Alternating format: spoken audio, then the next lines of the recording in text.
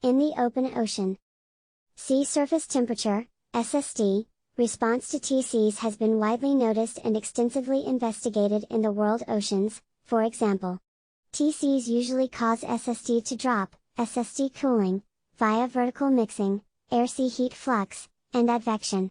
Vertical mixing is regarded as the most important mechanism of the cooling within the initial mix layer, and meanwhile it is responsible for the warming below the initial mix layer. Owing to the asymmetry of both wind stress and its rotation with time, the strongest SST cooling is shifted to the right of TC track in the Northern Hemisphere.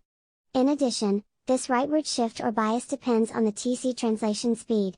Upwelling, vertical advection, enhances the SST cooling associated with TCs, especially slowly moving ones, and tends to reduce its rightward shift. The exclusion of upwelling may result in the underestimation of the SST cooling as shown in Chiang et al. The cooling caused by upwelling may overwhelm the warming due to vertical mixing, resulting in a subsurface cooling, in the subsurface layer where the vertical gradient of temperature is large.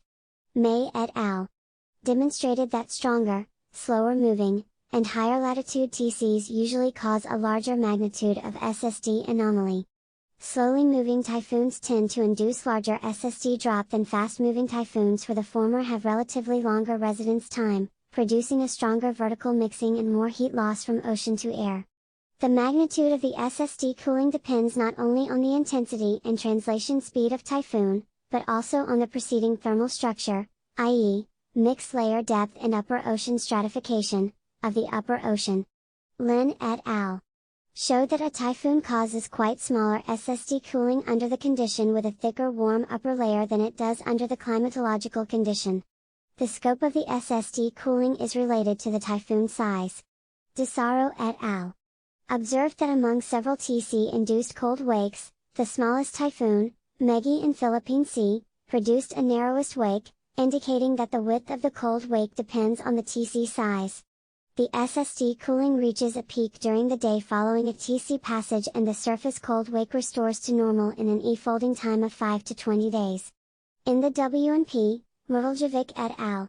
Found that a cold wake induced by Typhoon Fanapi, 2010, extended to more than 80 meters depth, and 4 days later a thin and warm surface layer was formed above the cold wake.